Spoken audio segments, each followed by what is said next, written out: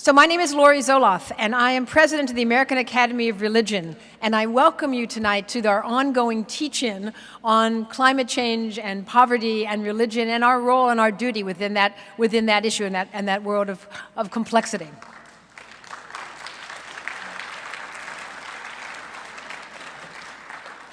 So tonight's very exciting for me.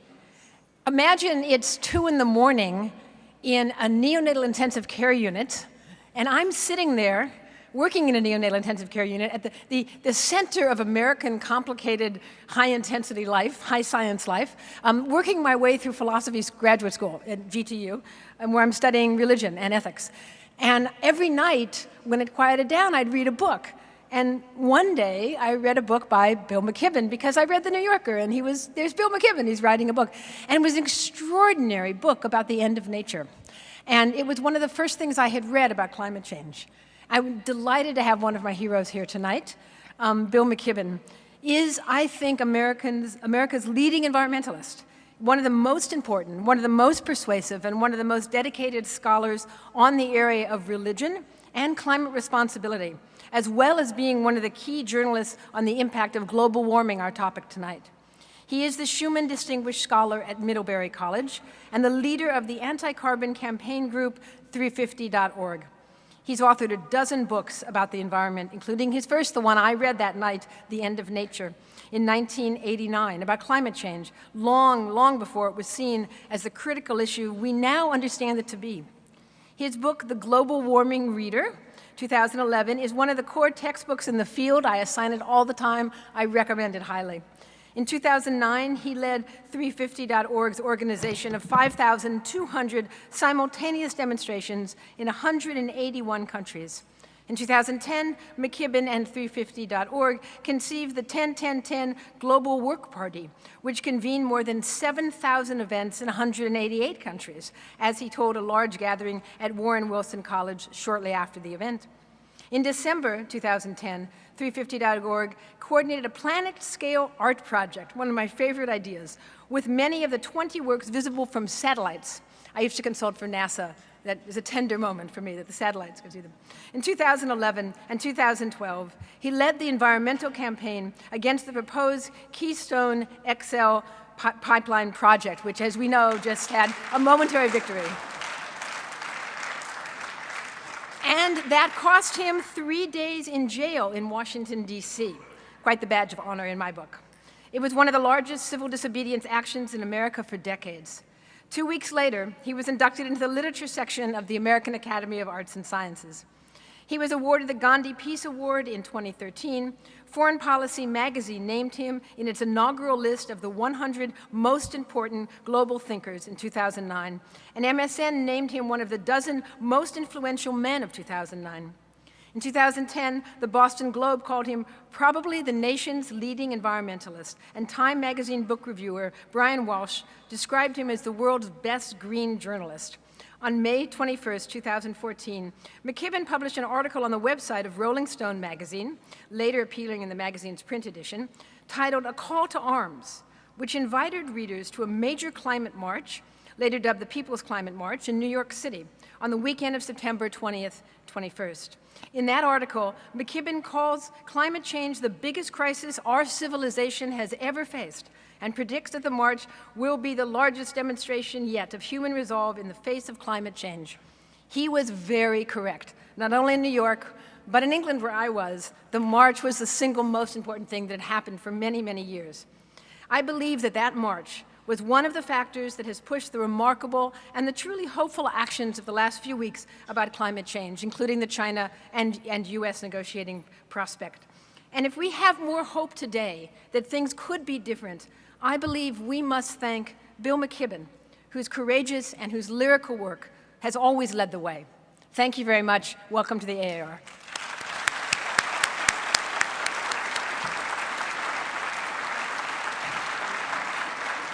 Well, thank you all very much. President Zoloth, thank you enormously.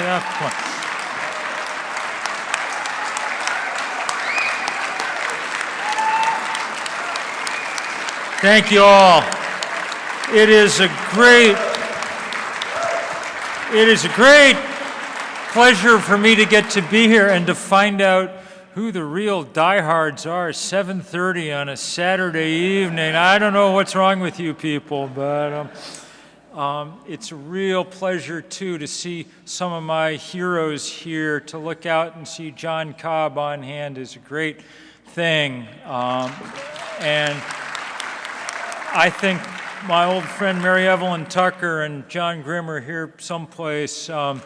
There's nobody who's done more to advance the our sort of theological understanding of the environment across a great many traditions, and we're so grateful for that. It is, as I say, a pleasure for me, probably more of a pleasure for me than for you. My work in the world basically is just to bum people out, and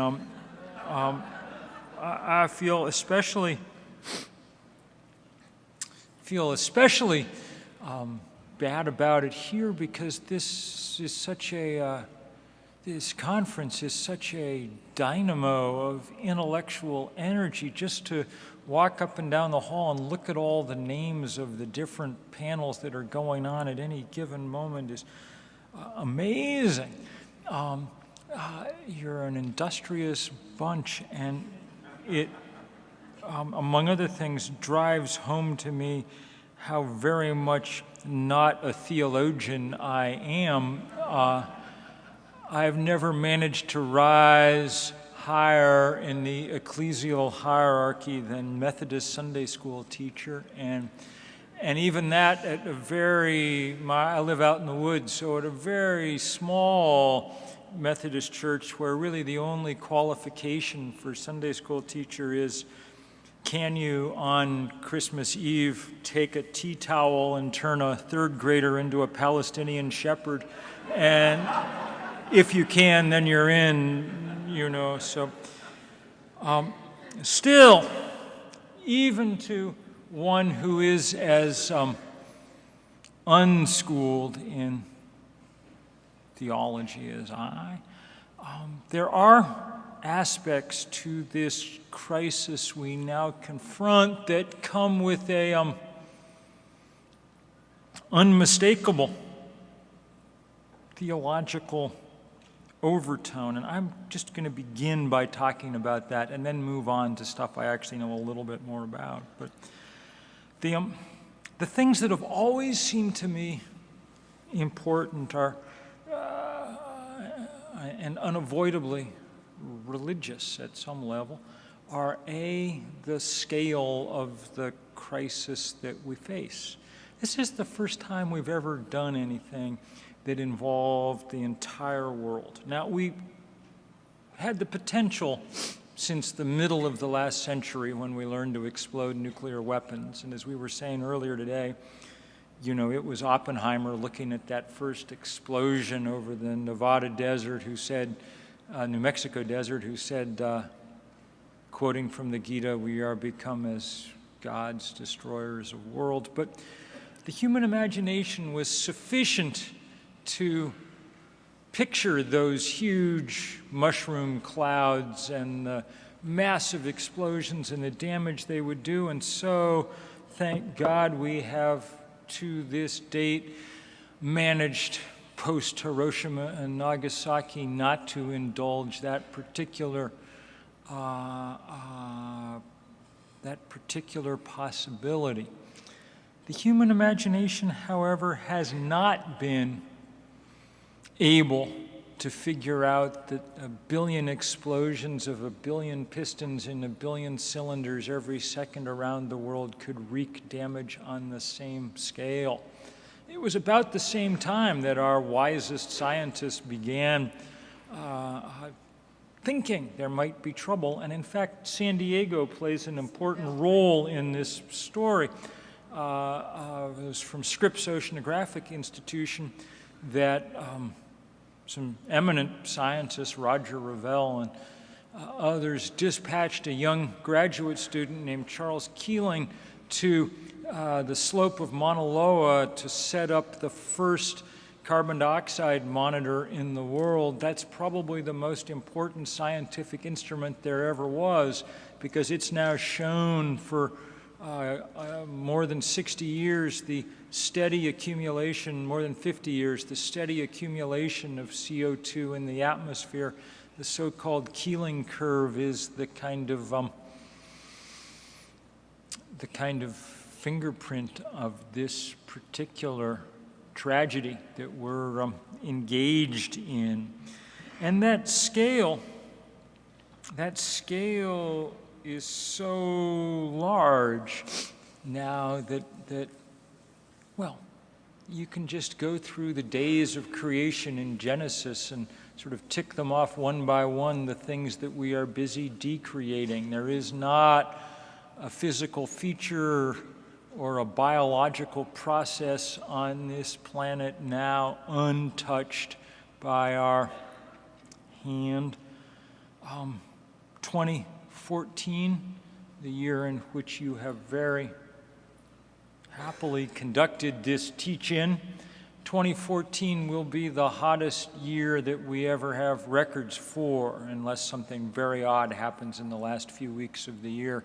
We've already had the warmest May, the warmest June, the warmest August, the warmest September, and the warmest October in human history. The 12-month period that ended in October is the warmest 12-month period for which we have records.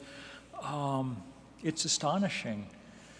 And you can see in particular places just how those global averages work out. You know, we're sitting tonight in one of the places on this planet that at the moment feels most strongly the effects of this kind of change. California will have by far the hottest year in its history and one of the driest 3-year stretches. Drought is deeper than at least any time since the 1100s, when there were somewhat fewer people living in this part of the world. It's horrible to see what's going on. Today's newspaper brings more news of water theft across California as people steal tanker trucks full of water, as municipalities start padlocking fire hydrants. We're down to guarding the last drops as wells drop around the state, as communities, poor communities in the Central Valley, literally run out of water and have to rely on tankers appearing in order to meet the most basic needs. All of the stuff that I've described has happened with a temperature increase of 1 degree Celsius so far. That's been enough to take us out of the Holocene and into some new geological era. It's been enough to melt the Arctic and begin the irreversible melt of the great ice sheets of the West Antarctic. But the scientists who told us that that was going to happen now tell us with some certainty that on our current trajectory we will increase the temperature 4 or 5 degrees Celsius, 8 or 9 degrees Fahrenheit before centuries end. If we do that, it will be far, far, far hotter on this earth than it's been since way before the beginning of primate evolution. We're already pushing those boundaries, but those kind of numbers are science fiction bad. They produce a planet on which it's very unlikely we'll be able to carry on a civilization like the one we're used to. And so scale is one of the things that turns this into a theological issue. We've become very, very big, bigger in some sense, in some physical sense, than the deities that we always imagined were behind the operations of our earth. We now have our thumb profoundly on that scale. Whether or not it was a good idea of God to grant us dominion over the earth is no longer a particularly interesting question, because we have that dominion, like it or not. The second reason it seems to me that this is unavoidably an issue of not just science, but of morality and theology, is the fact that it is the most unjust thing we have ever figured out how to do. There's an almost perfect inverse relationship between how much of this problem you have caused and how much of the pain you are feeling already. The places on earth, I'm reminded of the wonderful video that Desmond Tutu put out just a few weeks ago, and you can Google it, helping people enroll people for this fossil fuel divestment campaign we're engaged in. And he said, if you could see what's happening in Africa now, you would understand why it is so urgent to act, the drought and the famine. And here's the thing, Africa consumes about 1% of the planet's fossil fuel, okay? Not their fault, our fault. And so the most deep questions arise about human responsibility, about who our neighbors are and what it means to be in any kind of communion with them.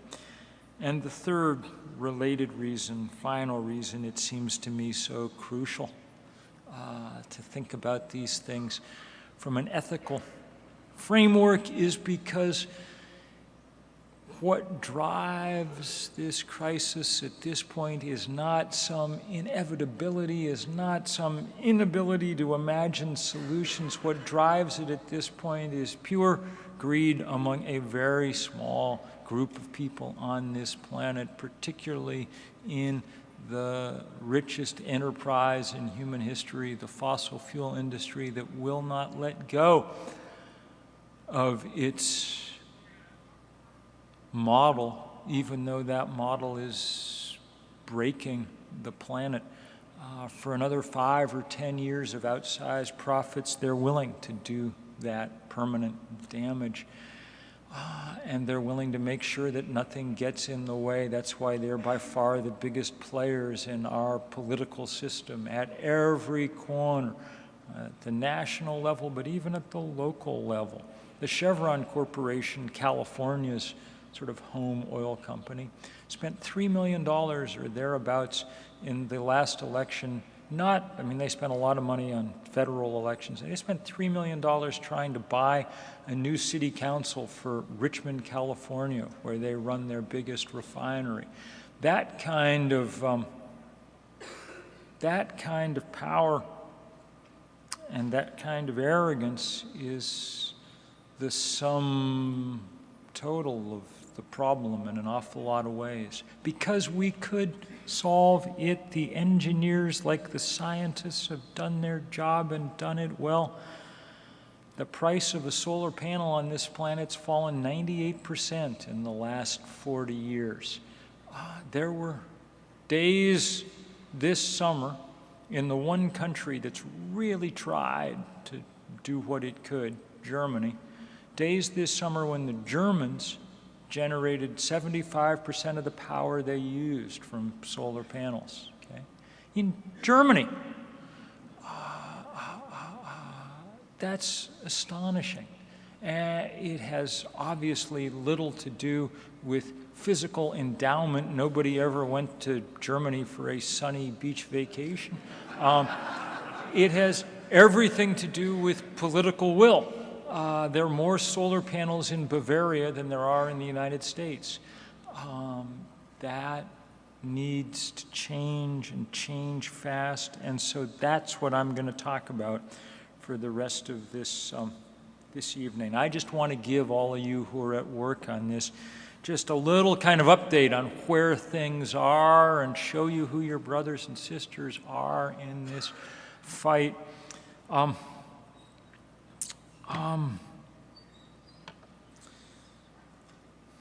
Because there is a fight now, and it's coming from many quarters. 5, 6, 7 years ago, there really wasn't much of a movement, and the reason was, I think, that almost no one thought we really needed one. Why would we? The world scientists had issued a profound and strident warning about what was going on. In a rational system, that would have been more than enough to get us moving, to make change happen.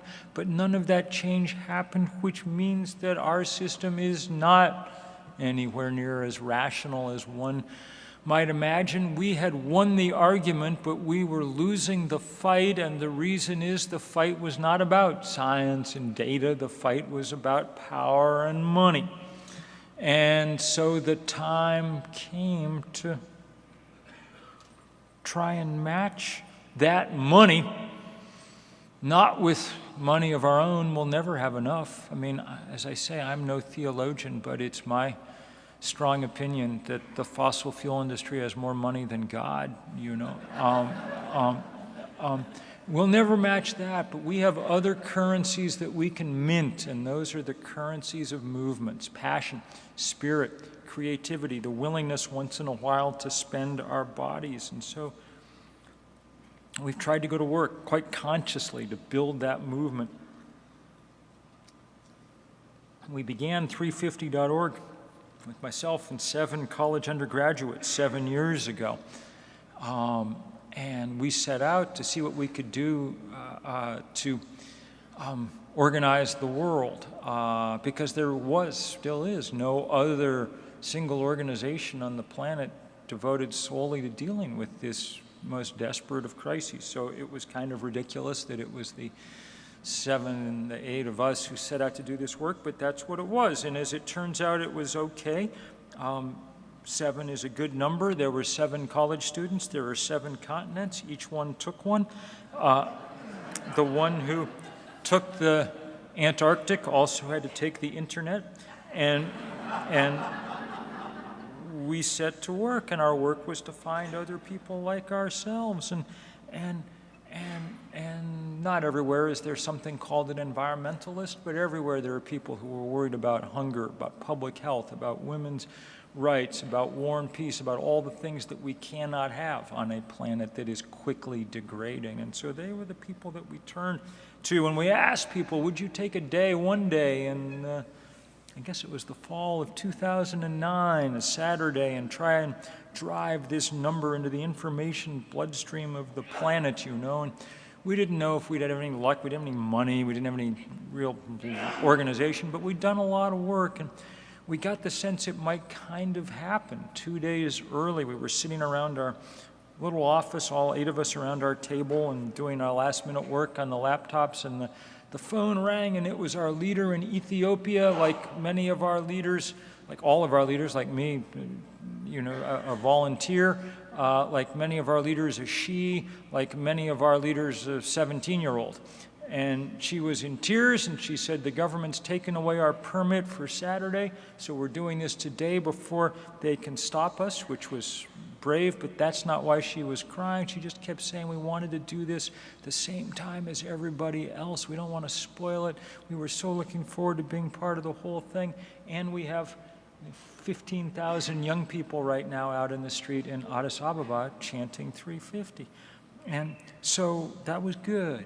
I told her, well, don't worry about the date. It's okay, you know. And then for the next 72 hours, the pictures just streamed in from all over the world. There were 5,200 of these things in 181 countries. CNN said it was the most widespread day of political activity in the planet's history. Now, the thing that really struck me as I was watching all these pictures roll in from everywhere, sometimes they were coming 20 and 30 a minute, you know, was that I'd always been told that environmentalism was something that rich white people did, and that if you worried where your next meal was coming from, you would not be an environmentalist. But it took a little while, not long, to see that most of the people that we were working with around the world were poor and black and brown and Asian and young, because that's what the world consists of, you know. And they were every bit as impelled by this problem as anybody else, maybe more so, because the future really bears down hard on you in a lot of these places, you know. one of the things that was really beautiful was to see the big involvement of religious communities for the first time in this work. Look, it took a long time to get a religious response of any kind to environmental stuff. 25 years ago, when I wrote the first book about this, I mean, you know, we started trying to work on religious communities just like we were working with labor and, you know, every other groups we could think of. It was hard. I mean, in liberal churches, this was seen as a luxury you got to after you dealt with hunger and war, and in conservative churches it was seen as a way station on the road to paganism, you know, but all of that's changing. So here was, like, that's the leader of Muslim South Africa. Next to him, the leader of indigenous traditions. Behind them, Desmond Tutu's successor is Anglican Archbishop at the head of a huge multi-faith march. There's, you all know Wheaton College, Billy Graham's alma mater. You know, even a few years ago, there would not have been a big environmental demonstration there. I'd been to the Middle East to do some organizing. Hard place, obviously, to get people together, but the Dead Sea is shrinking very rapidly as temperatures rise. So people wanted to do something. The Jordanians said, we'll make the 3 on our beach. The Palestinians said, we'll make the big 5 where we are. The Israelis put the 0 on their shore. It was a good day and got a lot of coverage because people for once put down their other troubles to come to grips with the ones that unite us. So, you know, beautiful actions all over the place. Those are our colleagues in the Maldives, which is paradise, entirely Muslim nation, culture stretching back continuously for 5,000 years. Probably not going to make 5,100 because the highest point in the archipelago is about 1.5 meters above sea level, but they're trying very hard.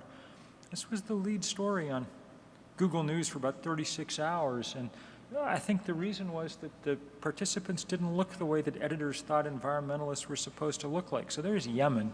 There's arguably the toughest place in the whole world, you know.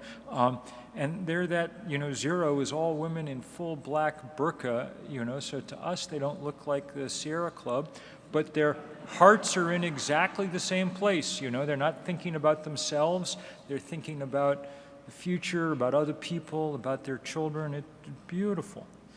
There were 300 or 400 pictures that ended up in a file marked 350 adorable, and they were indeed adorable, and they were also hard to look at. I look at the eyes of that girl in the middle, and she's like, those kids are going to be refugees in the course of their life, and not from anything they did, but I mean, really refugees.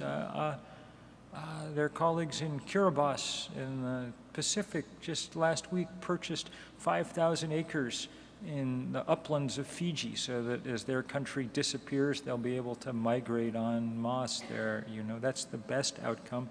The Maldives are in the middle of near the Asian subcontinent. There's no place to go, you know. So we've kept doing this kind of work, and we do it constantly. We've organized about 20,000, as Laurie said, about 20,000 of these demonstrations around the world, and it's been beautiful and exciting work, and I could just flip through pictures till the end of time showing you the kind of stuff that goes on. And here's some of that art project that she was describing. That's Tom York, the lead singer of Radiohead, got 3,000 of his closest friends and gave them blue raincoats there on Brighton Beach. You all are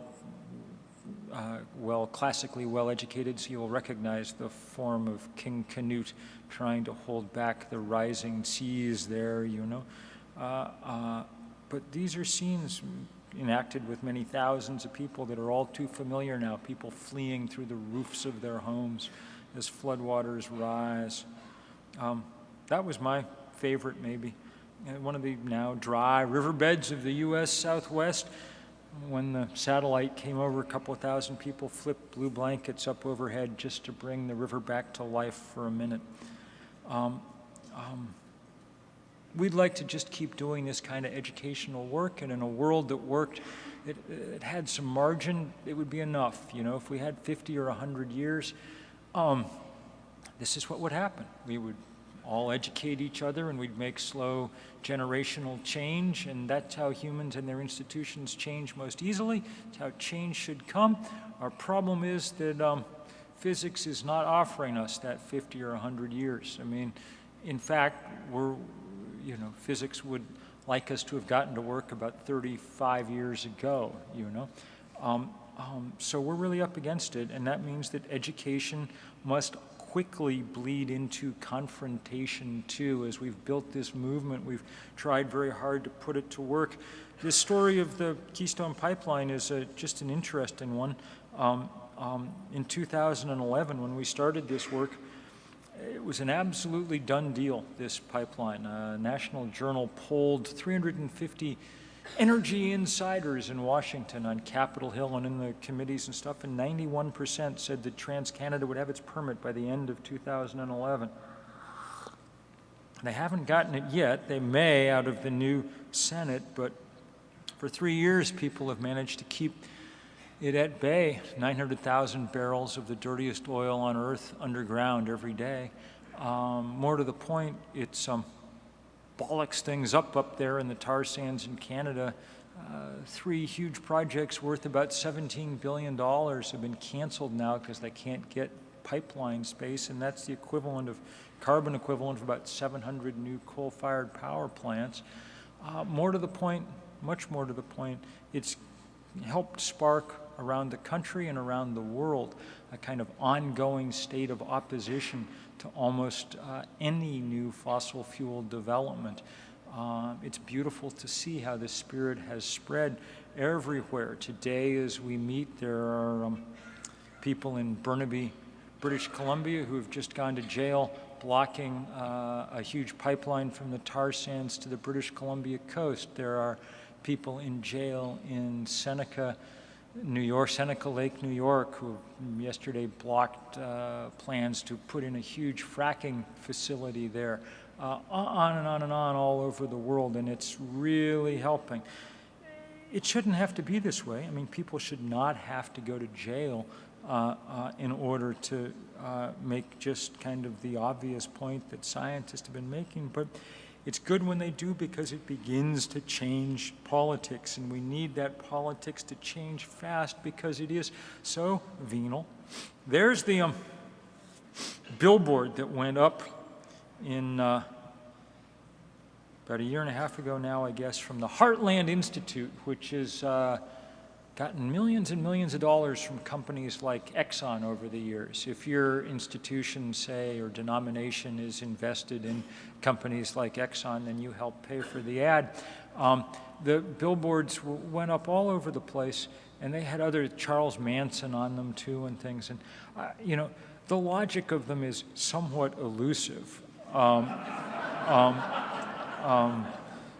It's like Hitler believes in gravity. Do you? But the emotional logic was clear. The idea was to make it look like scientists who are warning us about this. All climate scientists, in effect, are crazy serial killer type people. We were really glad that same day, by coincidence, we'd called for this global day. We called it Connect the Dots, where people all over the world rallied in places that had already felt the sting of climate change, so that we had, within a few hours of these billboards, images to show what the real face of climate change looks like. And they came from everywhere, thousands. I mean, the day begins in the far Pacific, so there they were underwater in the Marshall Islands, where the coral reef there, like the coral reef everywhere, is under fierce assault. We've just in the last couple of months seen the highest temperatures ever recorded across much of the Pacific, and with it's come more of this devastating coral bleaching, including in the Hawaiian Islands, unfortunately.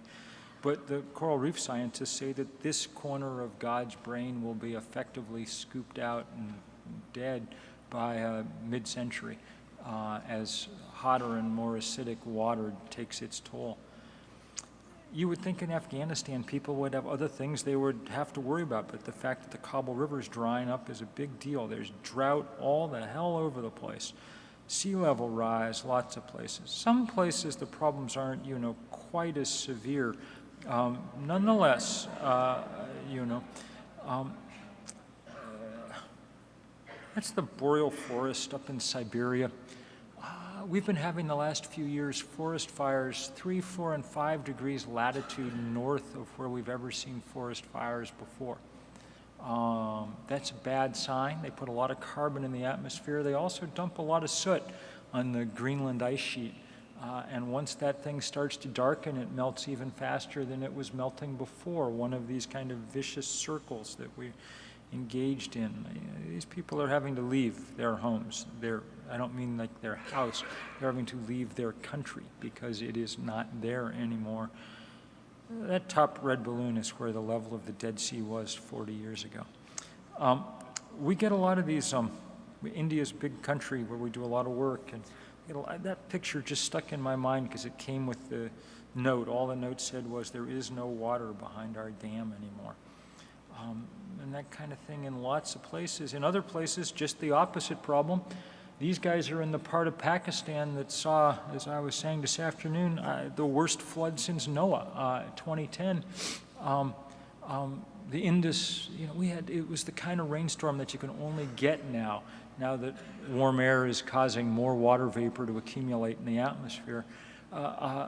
Torrential rain that left the Indus swollen to the point where 25% of Pakistan was underwater and 20 million people were out of their homes. It's as if Hurricane Sandy had forced the evacuation of everyone between Baltimore and Boston, And just to underscore my point about justice, one guesses by looking at that family that they were not a large contributor to the problem that we now face. Just the same thing all over. I'm just homesick, so that's my valley in Vermont, and you can see the after effects of Hurricane Irene filled lots of fertile fields with sand and rock in the biggest rainstorm we've ever had. But the same thing going on everywhere. That picture just stuck in my mind because of not because it was it was one of the smallest demonstrations, just some street turned into a muddy river in Haiti. But the signs that those kids had, your actions affect me, which is true. More people died from Hurricane Sandy in Haiti than in New York, okay? It's true, but it doesn't work the other way around. There's nothing they can do in Haiti to change the outcome of this problem. They cannot burn less fossil fuel.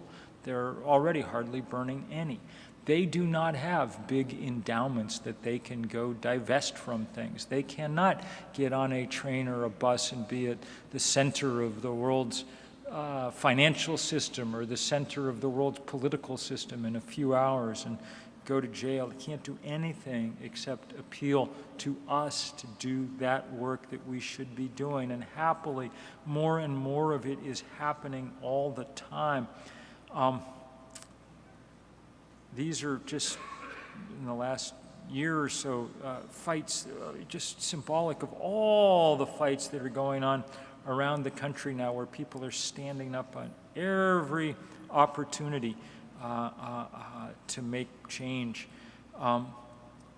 That's in the last big coal-fired power plant in New England, and it's an interesting story. A couple of fellows took a lobster boat that they christened the Henry David Thoreau, and they took it and used it to block the entrance to this thing from the sea so that the big coal barges couldn't get through for a day. And it was a very powerful demonstration, and it helped make sure that the state of Massachusetts announced that this plant would close by 2017. But these guys, of course, had broken the law, and so they were getting ready to take them to trial, and they were going to mount a necessity defense. They had to do this because they had no choice because of climate change. And Jim Hansen, the great climatologist, and I were both driving down that morning to testify at this trial when the phone rang with the news that the DA had just announced that he was dropping all charges, that he'd been reading up on climate change. He was actually brandishing an article of mine from Rolling Stone, and he now considered it the worst problem there ever was, and so he was dropping charges, and he was coming to New York to march in the climate march. There are every once in a while moments when it does feel as if the Holy Spirit might be doing its thing, you know,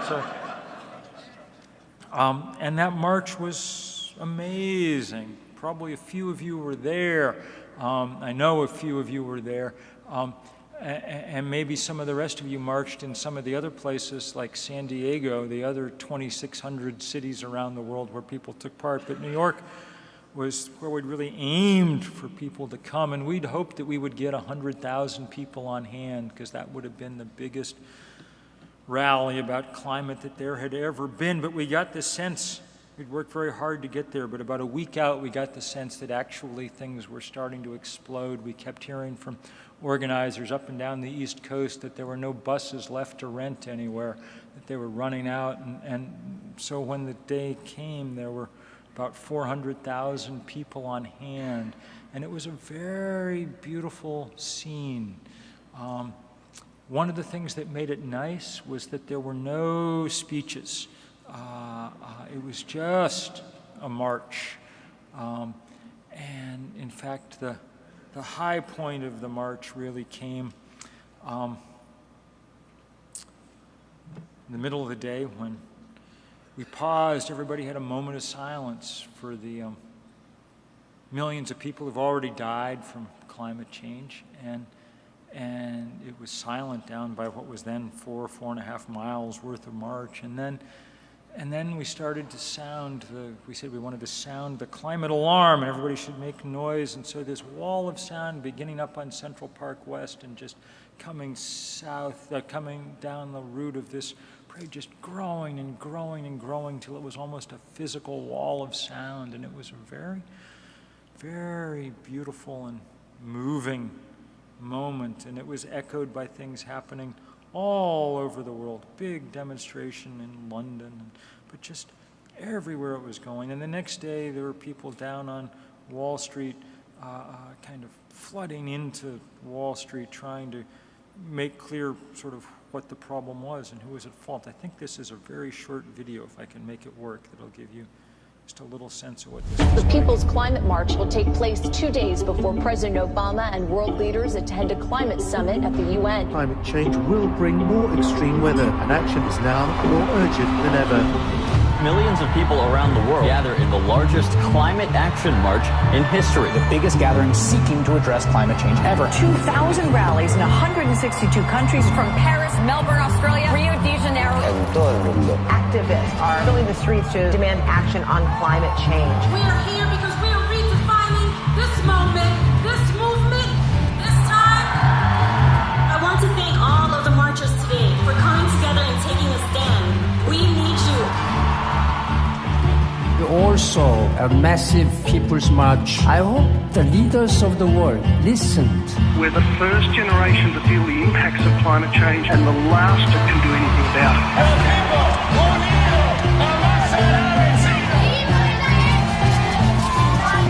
Time is running out.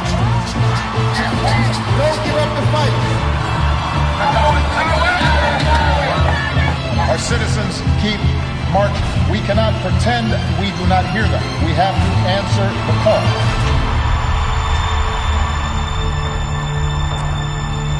And in fact, it was very good to kind of send that message to people like Barack Obama, who hasn't been very good on this issue, really, but is maybe getting better. He did, I think, pay some attention to the increasing size and volume of the demand for action, and it was good to see this announcement from the U.S. and China 6 weeks later.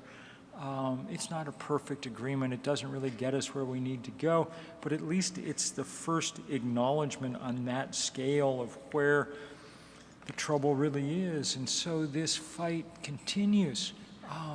In the time, in the weeks since, there's been I'll show you just one other set of pictures, because they really, to me, brought home the beauty and the power of this work. These are our brothers and sisters on these 10 or 12 Pacific Island nations that will disappear this century.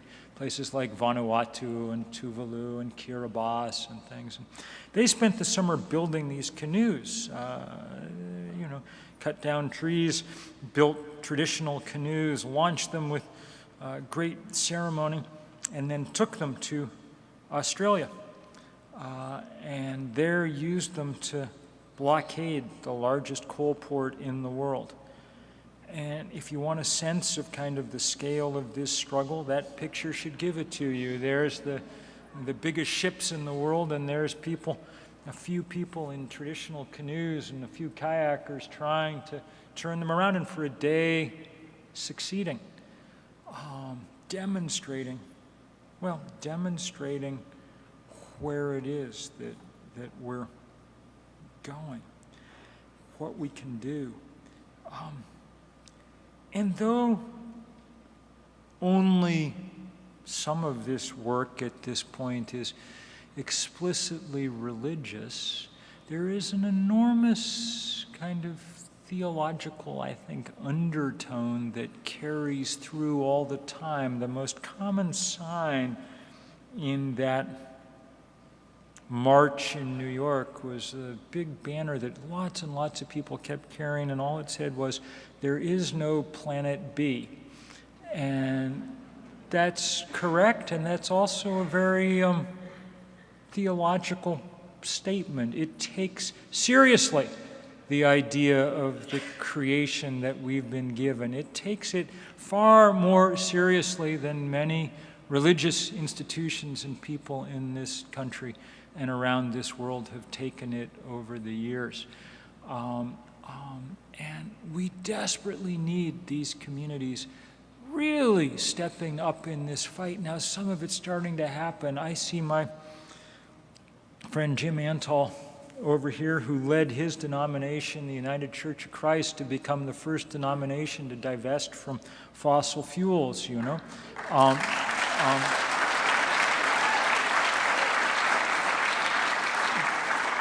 But most of our denominations haven't done it. I had the most frustrating meeting yesterday or the day before with lots of the sort of pension fund managers and stuff from big denominations, and they were just couldn't be bothered, you know.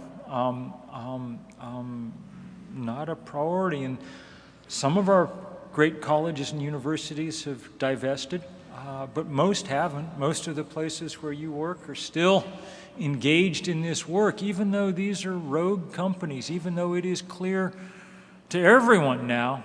I mean, when I started writing about this, it was mostly me writing about it in Rolling Stone 2 and 3 years ago, the data that demonstrates that these companies have in their reserves 5 times as much carbon as the scientists say we can afford to burn. That is, if they carry out their business plan, the planet tanks.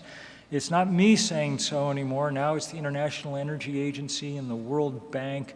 A few weeks ago, the governor of the Bank of England said, we clearly have to leave 80% of the carbon underground, and that stranded assets are clearly going to be a huge problem. But most of our institutions continue to think that it's okay to invest in these places, continue to think that it's okay to profit from this destruction, continue to be willing to make what is in effect a wager that the world will do nothing about climate change, because if the world did, the value of those shares would plummet.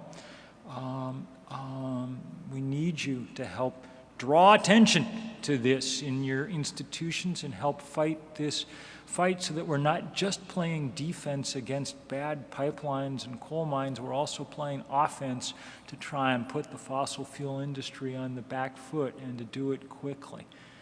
And we need you engaged in the most serious way about all this.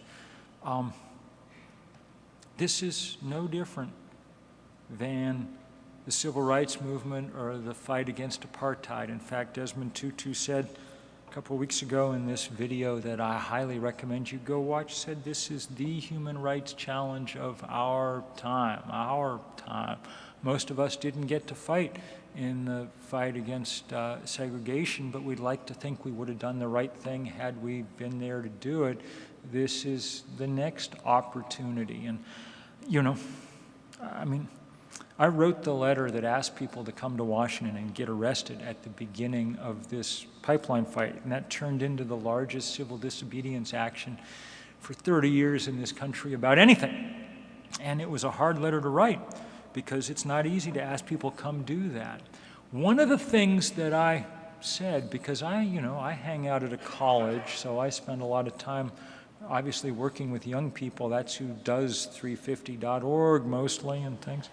But one of the things I said in that letter, and I'll say it again since I'm looking at the demographics of this room, one of the things I said was that young people should not have to be the cannon fodder in this particular fight, okay? If you're 22 right now in our grossly unequal and difficult economy, probably the best thing on your resume is not an arrest record, okay? One of the few unmixed blessings of growing older is that after a certain point, what the hell are they going to do to you? And if you happen to have tenure, this goes triple for you, okay? You are the most protected class of people in the entire planet, and if you're not doing something with it, then it's a big waste.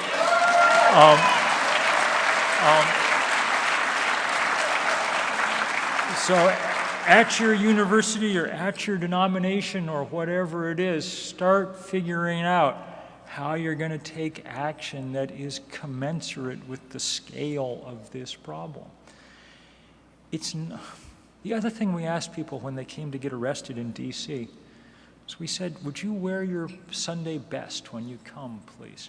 If you want to get arrested, we need you in a necktie or a dress. Okay? Not because, I live in Vermont, we can go a long time between neckties. Not because I like formal wear, because we wanted a visual way to make the point that I've been trying to make all evening, which is that there is nothing radical about what we are talking about. Nothing radical in the least. If you think about it, it's a very conservative demand that we allow the world to remain in somewhat the same state that it has remained for the last 10,000 years, the only period for which we have records about human beings, Every human being that we know of lived during the Holocene until the last 15 or 20 years when we crossed some invisible line. It is conservative to try and slow that down. Radicals work at oil companies. If you are willing to get up in the morning and make your fortune by altering the chemistry of the atmosphere, once scientists have told you what it'll do, once you have watched with your own eyes what it did to the Arctic or the Antarctic, if you're willing to do that, then you are a radical on a scale that no 60s radical, Abby Hoffman is a piker compared to that, That's true radicalism, and our job is to figure out how to check it as soon and as profoundly as we can. I end by saying that there is no absolute guarantee that we can win this fight. We've waited quite a long time to get started, and the momentum of that carbon in the atmosphere is very strong. We're beginning to see dangerous tipping points that move things potentially beyond our control. The melt of permafrost in the far north is a bad sign. There is a lot of methane underneath it, on and on and on, okay? But the best science indicates that if we do everything right from this point on, we can keep things from getting completely out of control. That is a tall order. It will require all of us working. But the reason that I showed you those pictures was just to let you know that at the very least there are people all over the world now willing and eager to make this fight. It's always an honor to be in rooms with them, and it is a great honor to be in this room with you. And just say, I look forward to standing shoulder to shoulder with you all going forward. Thank you.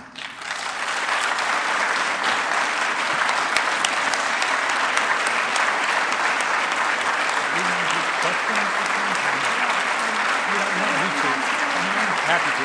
Maybe the mood is maybe it's a bit Saturday night. I might want to just head out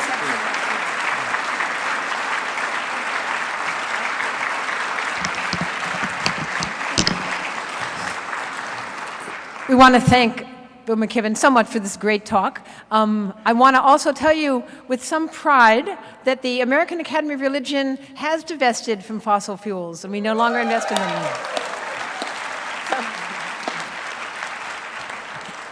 That, yes, one of the acts of my presidency in the last few years has been a socially responsible investment policy. So no guns, no fossil fuels, and we continue to move forward with that. So thank you. There is a reception outside with our colleagues at SBL, and you're more than welcome to do that. Bill McKibben has also said he would take a few questions before you went out and drank a glass and danced or whatever is going on there. And I also want to tell you that we have 2 more days of wonderful teach-ins on climate change, and I hope you continue to come to our plenaries because every single one is about what you can do as a religious scholar, the research that we put forward, Normie Oskes is coming, of course, Jimmy Carter, and my presidential address, which is going to give you a lot of good ideas, I hope. So thank you very much for coming, and if you have any questions, go to the microphone.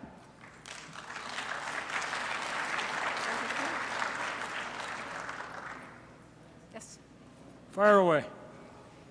You mentioned the question of nuclear war at the start of the talk, and recently reading Elaine Scarry's book, Thermonuclear Monarchy, Choosing Between Democracy and Doom, I was reminded that nuclear war is in some way as great a threat to the continuation of our species as climate change.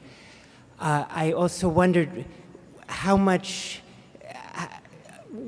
the public would be able to contemplate both tragedies at once. Is it almost too pessimistic to be raising questions about nuclear war, even though their urgency remains with us? Yes, no, it's very important. We've made some progress on nuclear weapons and begun to trim our arsenals, and the world is doing its best to keep them from spreading.